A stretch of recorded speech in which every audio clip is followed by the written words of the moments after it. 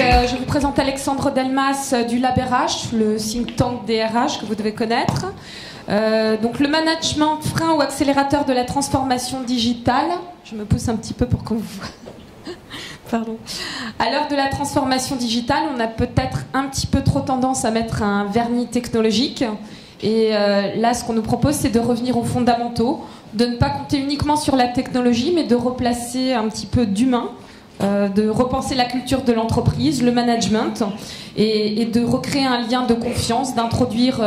alors, on a parlé ce matin de bienveillance aussi, d'empathie, et c'est ce que cette keynote nous propose de faire. Voilà, merci beaucoup.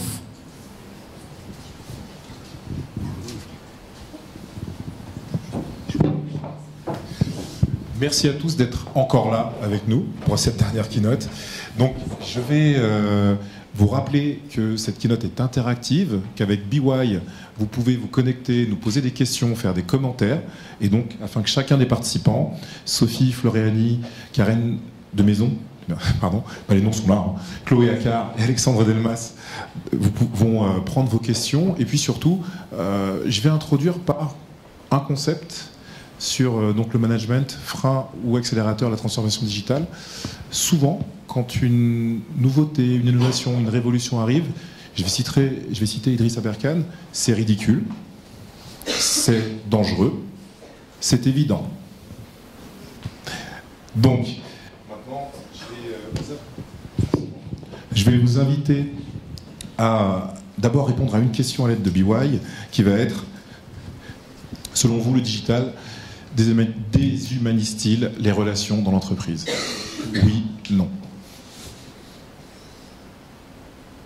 Est-ce que tout le monde a pu se connecter?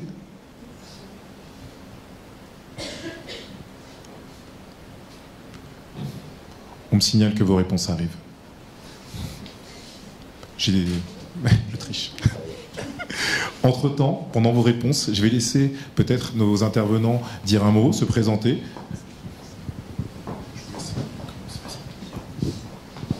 Bonjour à tous, moi c'est Chloé. Je ne vais pas me présenter, raconter mon parcours. Si vous voulez me connaître, je vous laisse regarder mon LinkedIn. Moi, pour me présenter, je vous dirais qu'est-ce qui me fait me lever le matin. En fait, ça va être le fait d'apprendre quelque chose, de partager et d'entreprendre. Bonjour à tous et à toutes, merci encore d'être là en cette fin d'après-midi. Donc Karen de Maison, moi ce qui me fait lever le matin, c'est d'accompagner les salariés dans l'entreprise, d'être là pour développer la qualité de vie au travail. Donc bonjour Sophie Floriani, ce qui me fait lever le matin, c'est de montrer aux organisations, aux entreprises qu'il faut remettre l'humain au cœur de l'entreprise pour qu'elle soit performante. Bonjour à tous, donc moi c'est Alexandre et j'aurais pu me présenter comme ça, vous dire que je suis écosystème builder au LabRH, la marketplace de l'innovation RH en France. Mais c'est pas une posture qui me convient et pour moi le management c'est aussi une question de posture. Du coup je suis beaucoup plus proche de cette posture-là et moi ce qui me fait lever le matin c'est de réhumaniser le monde de l'entreprise. Donc vous pouvez aussi aller sur mon profil LinkedIn et ce sera la clé de lecture pour le comprendre. Merci. Justement, on a vos réponses. Et ce qu'on voit, c'est que vous pensez très majoritairement, presque 70%, que le digital ne déshumanise pas la relation dans l'entreprise. Donc c'est très intéressant, je vous remercie d'avoir voté. Et on va donc demander à nos intervenants de s'exprimer sur cette question, et notamment Sophie, je pense, qui va commencer. Je commence. Donc effectivement, je suis très contente de ces réponses parce que ma réponse à moi, c'est effectivement, ça ne déshumanise pas l'entreprise et pour deux raisons.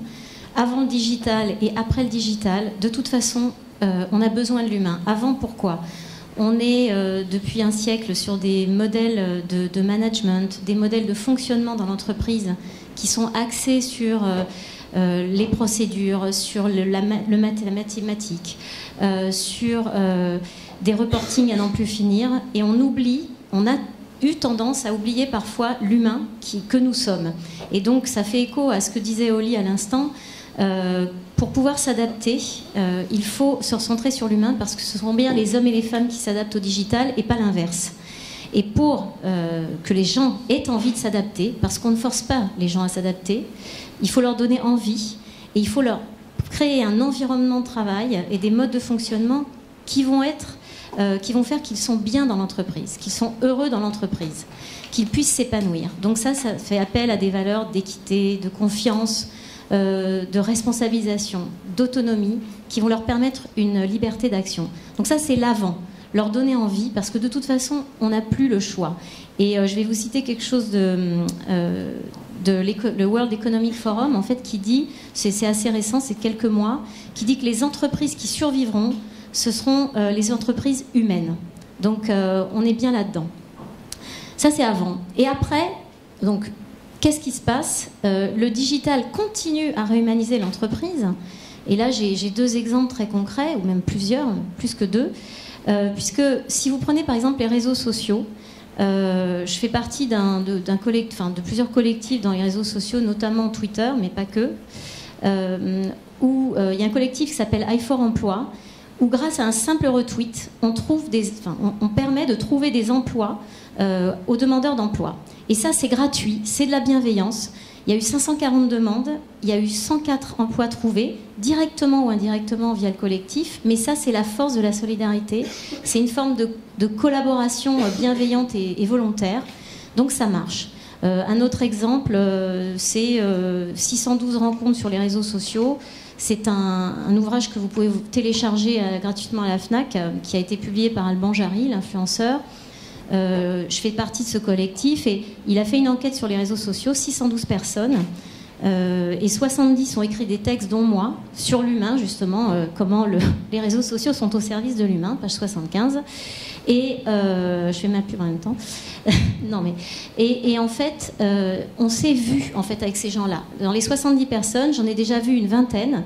Et c'est pas simplement de se voir, mais on a créé ce qu'on appelle une chambre secrète sur Twitter, où on communique tous les jours entre nous et on se donne des best practices, on s'aide, on se donne des conseils. C'est vraiment la chambre, enfin si vous voulez, la machine à café de l'oiseau bleu Twitter, quoi.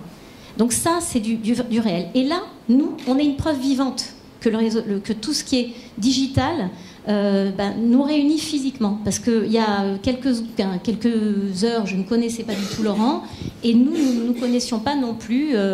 Voilà. Donc ça, c'est la preuve par l'exemple. Merci Sophie. Est-ce que quelqu'un veut ajouter quelque chose sur ce thème ? Moi, je voulais raconter une anecdote dans ma vie de RH. Quand je suis arrivée dans une entreprise, la gestion des congés était faite très traditionnellement. Et le jour où j'ai voulu donc, passer à l'étape supérieure, mettre en place un module de gestion des congés en ligne, j'ai eu quelques remarques, et notamment, mais ça va déshumaniser notre rapport entre RH et salariés. Donc j'ai trouvé ça un peu étonnant. Je me suis dit qu'il y avait peut-être aussi beaucoup d'irrationnel derrière cette digitalisation, parce que c'est pas parce qu'on met un process de manière électronique, il n'y a plus d'humain derrière. Le service RH est toujours là pour informer, pour accompagner les salariés. Donc j'ai trouvé ça intéressant à retenir en tant qu'anecdote, parce que ça véhicule quand même certaines choses derrière ce digital. C'est vrai, c'est très intéressant. Et je vais rebondir sur une chose, on a parlé d'humain et de bienveillance. Il y a une chose que je ne vous ai pas demandé, comment allez-vous ? Voilà. Justement, c'est par rapport à ça. Donc, est-ce que tout le monde va être bienveillant jusqu'à la fin ? Très bien. On continue. La prochaine question, toujours en interaction avec vous, c'est le management. Dites-nous en un mot ou une expression ce que ça représente pour vous.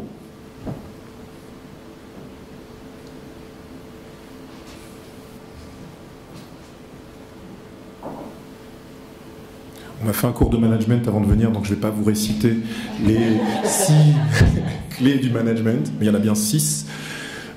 Je pourrais, mais je vais faire honneur à mon professeur et ne pas le gêner en répétant de mauvaise façon ce qu'il a pu dire.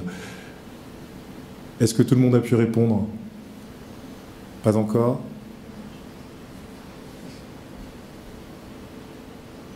La première clé, c'est prévoir.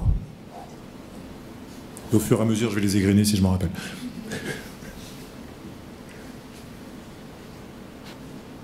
Ah, voilà.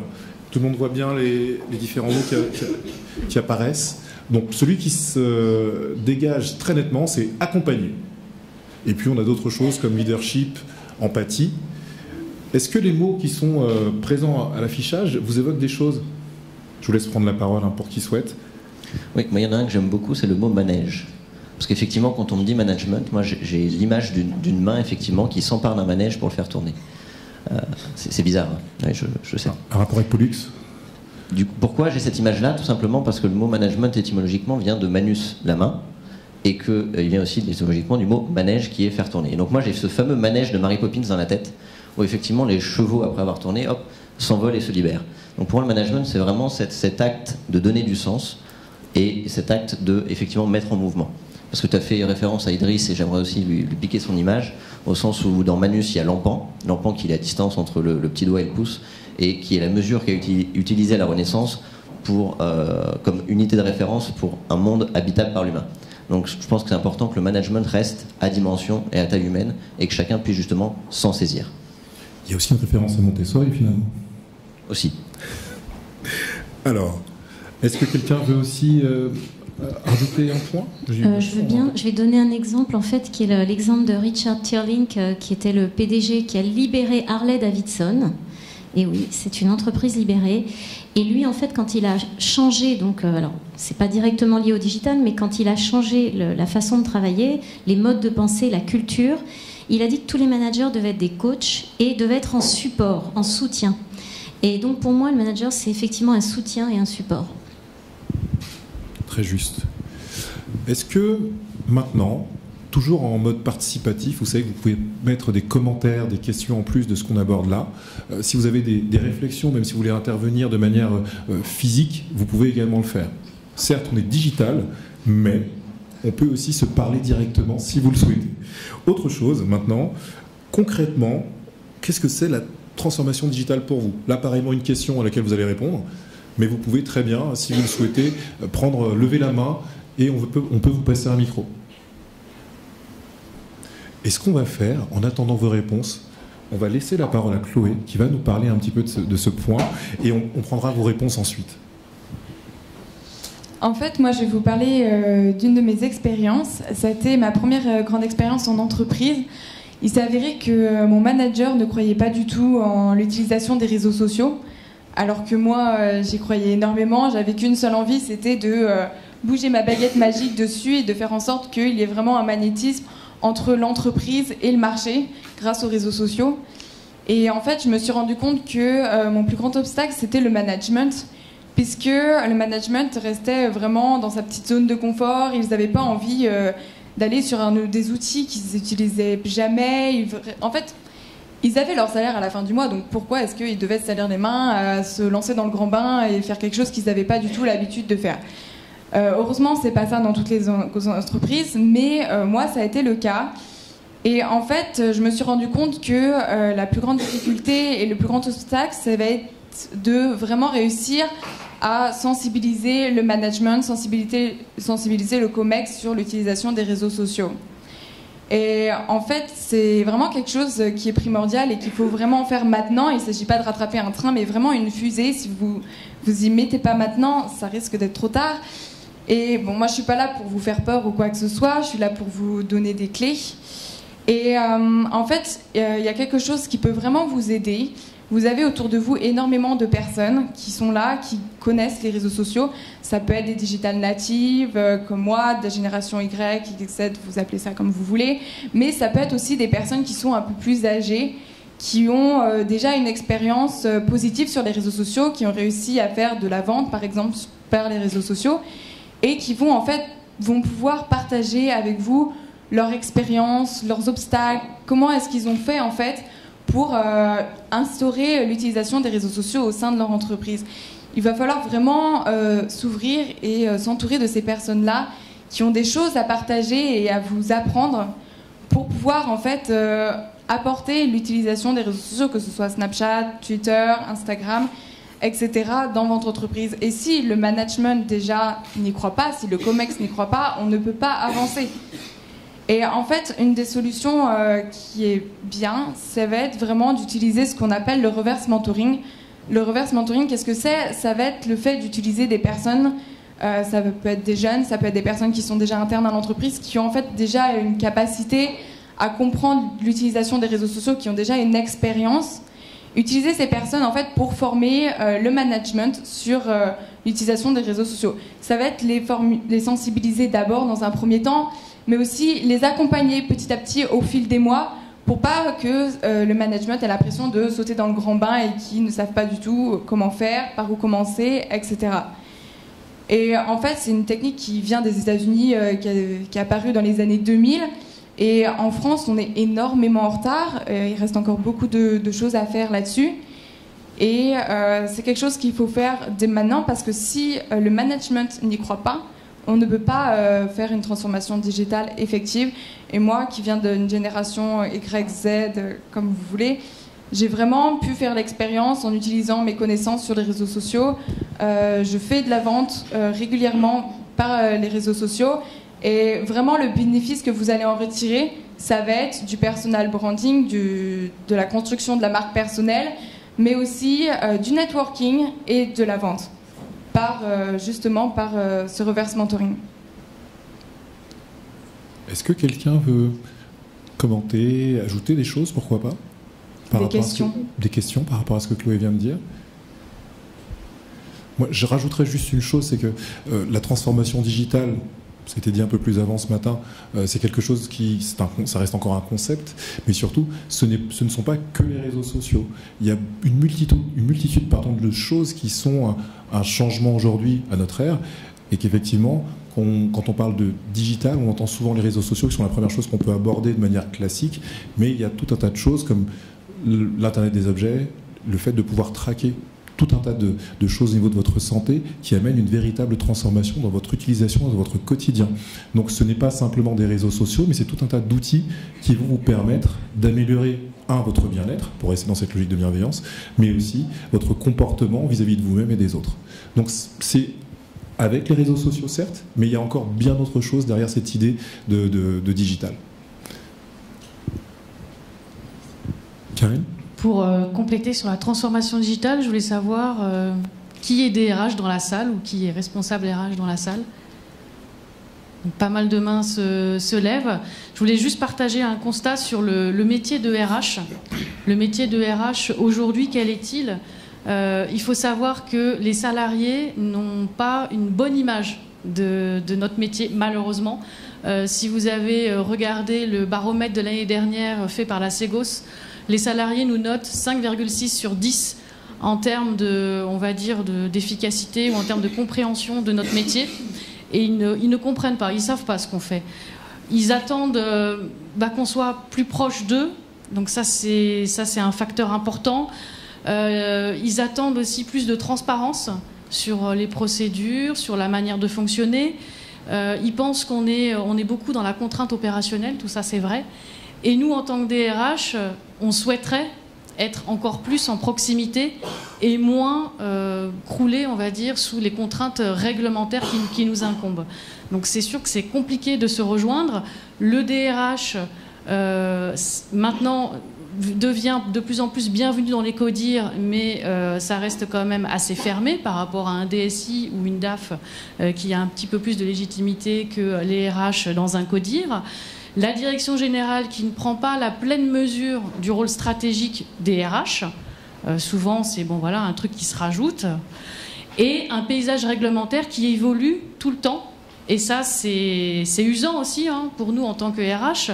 Vous avez la réforme de la formation professionnelle qui a eu lieu en 2014. Vous avez le CPF, le compte d'activité.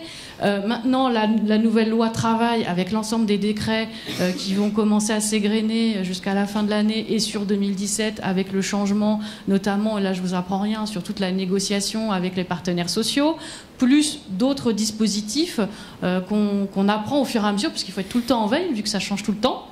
Et ça nous prend du temps, ainsi que la DSN qu'on a évoquée tout à l'heure, qui est aussi un incontournable. Et votre direction peut se dire, mais c'est quoi encore ce nouveau truc à mettre en place? À quoi ça sert au final? Ça ne sert à rien par rapport à mes objectifs business. Donc ça, c'est important à prendre en compte.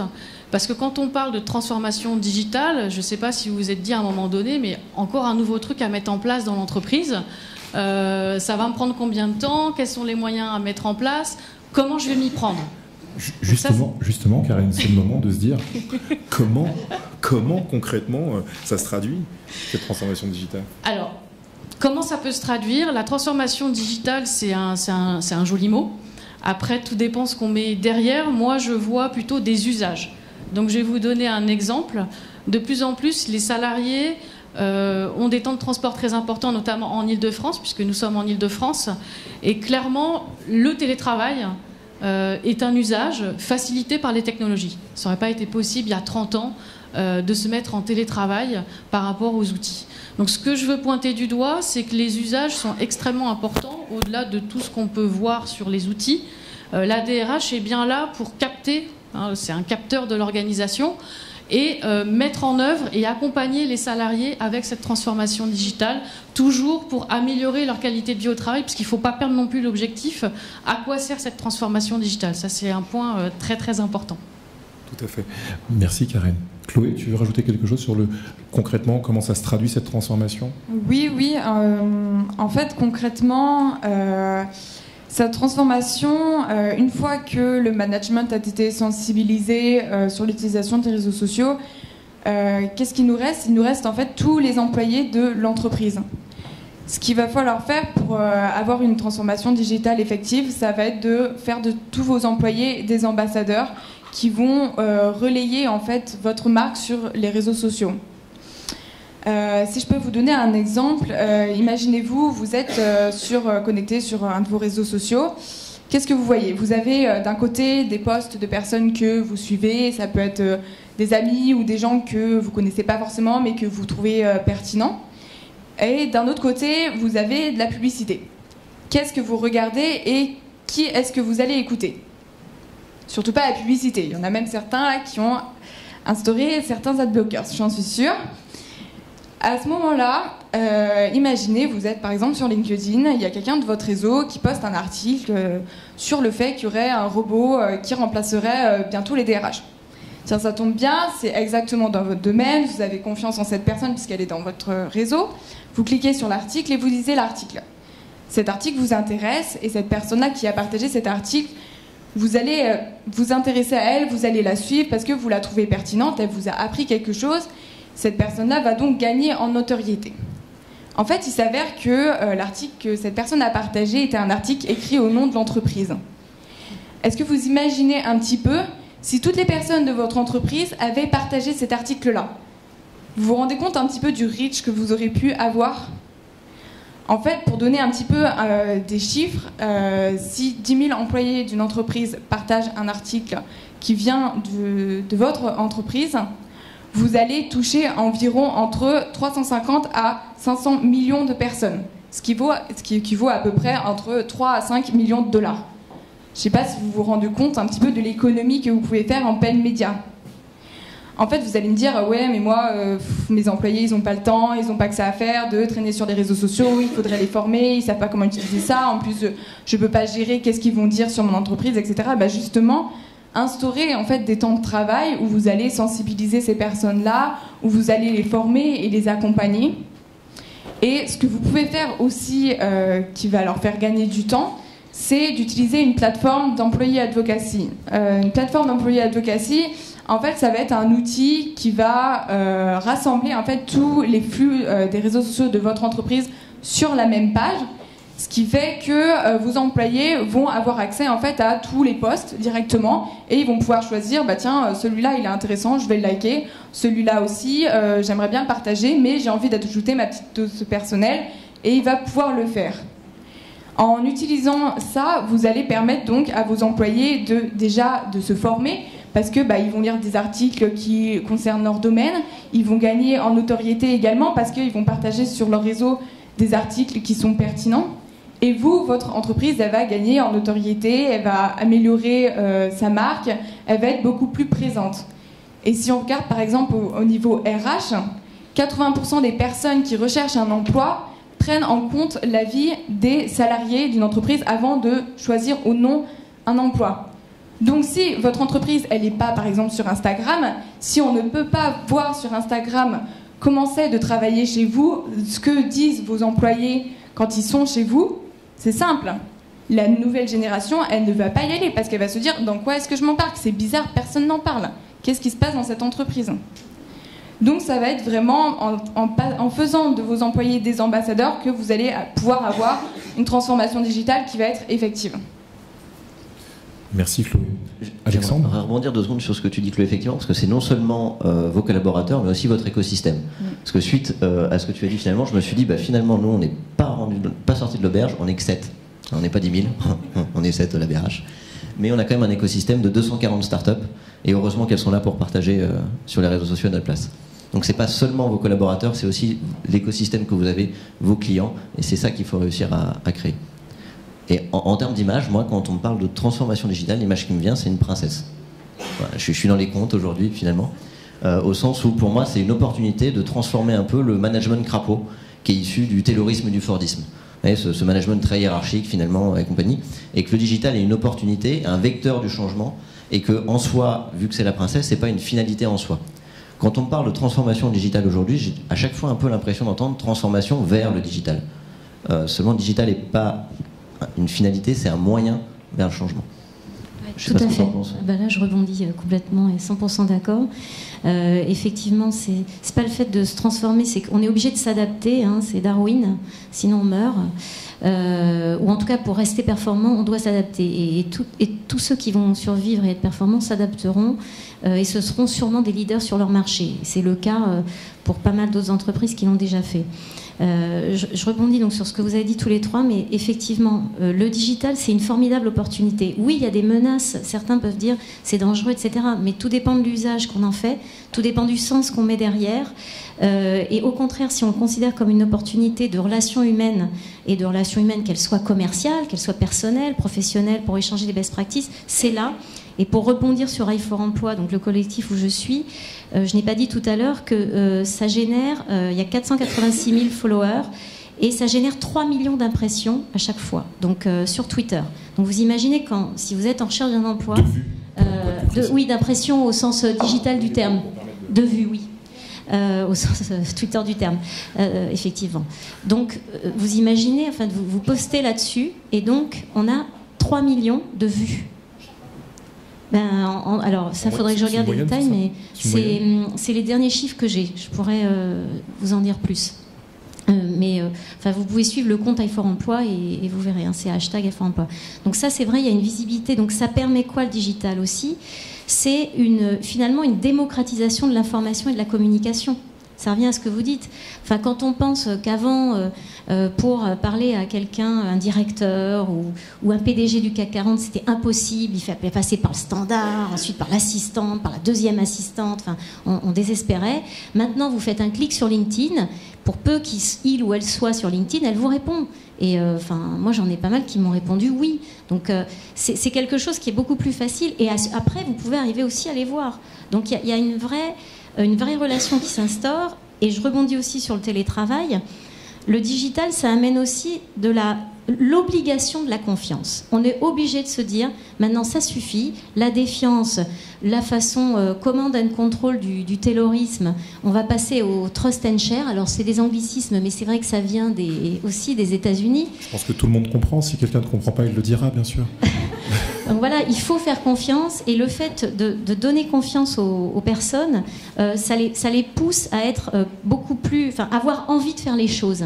Et effectivement, le télétravail, ça change la relation manager-manager, ça change le comportement managérial et le leadership, parce qu'on n'est plus dans le patron qui commande, qui dirige, qui contrôle, on est dans le patron qui écoute, qui supporte, au sens anglais encore du terme, excusez-moi, qui soutient. On est dans le coach, il doit faire confiance quand la personne est en télétravail et on ne le voit pas, on estime que voilà, il n'est pas là, peut-être pour faire des heures, mais qu'il est là pour faire un travail. Merci Sophie. Et on va terminer par une dernière question. Je vais vous poser d'abord la question, est-ce que vous avez envie de répondre à la prochaine question? Comme ça vous évite, on est bien d'accord. Ce sera beaucoup plus simple. Et donc, est-ce que nous avons vraiment le choix finalement d'avoir cette transformation digitale qui va être accompagnée ou non par le manager? En fait, c'est ça l'idée. de notre débat aujourd'hui. Est-ce que nous avons choix? Est-ce que ce frein, cette accélération, elle est présente ou pas à ce niveau managérial? Alors on parlait de rebond, je vous laisse rebondir. Qui veut... Moi, je voulais donner un exemple à cette question. Donc, je ne vais pas répondre ni oui ni non. Chez Enercop, on est un réseau de 10 coopératives sur l'ensemble du territoire français. Et on fonctionne avec un sociétariat assez fort qu'on appelle ambassadeur. Donc, je sais que le mot a été assez décrié ce matin. Mais pour nous, voilà, nos sociétaires, ce sont nos ambassadeurs. Et des ambassadeurs qui croient fortement au projet, puisque Enercop, on est un fournisseur d'électricité d'origine renouvelable, donc en coopérative. Donc ça a un sens, il y a un projet derrière, on participe à la transition énergétique, c'est un vrai projet sociétal. Donc ces ambassadeurs sont très authentiques, puisqu'ils croient à ce projet et n'ont pas besoin d'un discours formaté pour aller chercher, on va dire, d'autres sociétaires pour nous rejoindre. Nos salariés, c'est la même chose. Nous sommes obligés d'être sociétaires quand on rentre dans la coopérative. Et nos salariés sont aussi nos ambassadeurs, c'est-à-dire qu'ils participent à la communication au sein de la coopérative. J'ai un responsable commercial qui intervient très régulièrement et qui dit moi, je ne suis pas un facturier de l'énergie. Quand je me lève le matin, je fais la révolution énergétique. Et je trouve ça très beau, parce qu'on sent vraiment cette vitalité, ce dynamisme, cet engagement.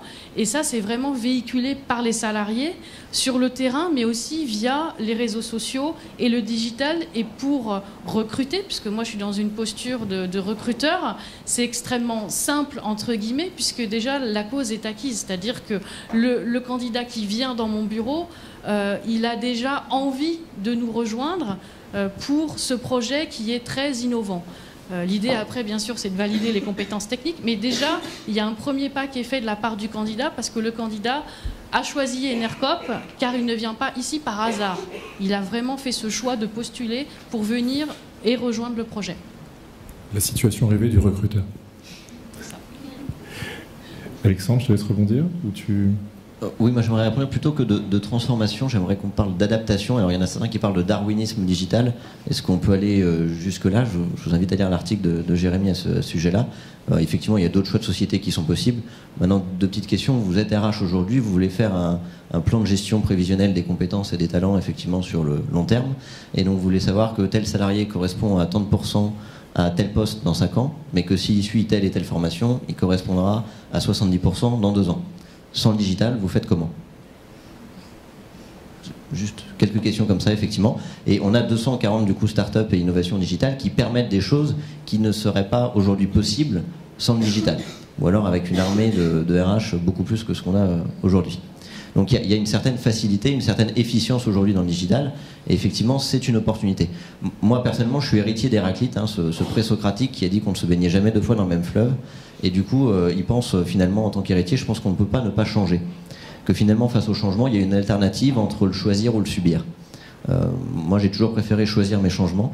Voilà. Et donc, effectivement, je pense qu'on peut faire le choix du digital et que c'est effectivement une opportunité. Et que les RH, du coup, sont impactés dans le rôle de ce changement-là. Je rebondis aussi sur ce que tu disais, Karen, et je m'adresse aussi aux RH qui sont dans la salle, au sens où aujourd'hui, 80% de votre temps à peu près, surtout vous n'hésitez pas si je me trompe, est passé à la gestion administrative et gestion des relations sociales. Non? Bon. Donc mes stats sont faux, heureusement. Effectivement, je pense que le digital permet une certaine automatisation de toutes ces tâches administratives qui permet de libérer de plus en plus de temps pour ce qu'on pourrait appeler la relation humaine. Voilà. Et du coup, ça vous transforme en tant que RH en gestionnaire de la complexité et en maître d'œuvre de l'intelligence collective. Est-ce que vous avez le temps? Je ne sais pas. Est-ce que vous êtes tout seul? Certainement pas. Et que du coup, être maître d'œuvre de l'intelligence collective ne peut pas dire être seul maître à bord, et qu'il faut que vous travaillez effectivement avec les DSI pour tous ces enjeux-là. Est-ce que vous êtes formé aujourd'hui pour savoir qu'est-ce qui se cache derrière la black box qui est l'algorithme? Parce que faire confiance à un algorithme, c'est bien, savoir comment il est construit, c'est quand même mieux. C'est pas sûr. Moi, j'ai fait une formation RH, en tout cas, on m'a pas appris ça. Est-ce que les DSI peuvent avoir les clés de lecture qui manquent à ce niveau-là? Oui, je pense. On va conclure, on va laisser justement chacun terminer avec un mot. Je t'en prie, Sophie. ça ne sera pas un mot, ce sera des phrases, mais je ferai court. En fait, ce que tu disais est très juste aussi, c'est que le DRH, ou les DRH que vous êtes, les personnes en RH que vous êtes, ne peuvent pas porter à eux tout seuls le poids ou la responsabilité de cette adaptation digitale, hein, on va dire ça. Et je pense que justement, donc, cette adaptation, elle est digitalement humaine, dans le sens où ça doit être du collaboratif. Et là, on est obligé de se mettre au collaboratif et à la coopération, parce qu'effectivement, il doit y avoir un soutien du DSI, il doit y avoir un soutien finalement de tous les homologues DRH que vous êtes. Donc c'est pas seulement le DRH, le DSI, j'ai envie de dire que c'est tout le monde. Après, avec peut-être une place particulière pour le RH, mais en aucun cas le RH ne peut le faire tout seul. Et là, je suis responsable de la conduite du changement dans une DSI, donc du coup, je me permets d'intervenir comme ça. Mais je pense que c'est vraiment ça, tout le monde doit s'y mettre, c'est toute entreprise qui doit être engagée là-dedans. Et évidemment, si vous avez un DG qui est fondamentalement... qui sait qu'il faut y aller tout de suite et maintenant, parce que c'est maintenant, ça va très vite, il y a une accélération mais incroyable, et bien là on aura la réussite, les clés de la réussite. Vous vouliez ajouter quelque chose, Karen et Chloé? Oui, je voulais rajouter quelque chose sur le métier de DRH qui a beaucoup changé en 40 ans. Quand on prend chef du personnel à maintenant responsable des richesses humaines, ça n'a plus rien à voir. On passe de l'administration du personnel à beaucoup plus, en tout cas d'activités beaucoup plus riches pour les RH. Le DRH, il se doit vraiment d'être curieux, d'être ouvert et surtout de partager, que ce soit ses réussites et ses échecs, et être beaucoup plus ouvert, être plus dans la collaboration en termes de posture. Donc, il faut pouvoir aussi avoir le temps et pouvoir le faire. Mais l'idée, c'est bien de s'entourer de toutes les parties prenantes pour pouvoir argumenter sur certains choix, qu'ils soient digitaux ou pas, en termes d'usage. C'est important de ne pas rester seul et de ne pas porter cette parole tout seul, en fait, et d'être vraiment accompagné. La création en collectif, on va beaucoup plus loin qu'en restant tout seul. Exactement, moi je terminerai par dire que en fait il faut vraiment oser, et la meilleure manière de réussir, ça va être vraiment de s'ouvrir aux autres, d'oser aller vers les autres, de partager, et tout est question de bienveillance sur les réseaux sociaux. Plus vous vous ouvrez aux autres et plus vous aurez des capacités de réussir. Pascal va me tuer, je pense. Juste, j'aimerais terminer sur une image, finalement, c'est l'image des gardiens de la galaxie, hein, après avoir fait appel à vous avec le prince et la princesse, etc.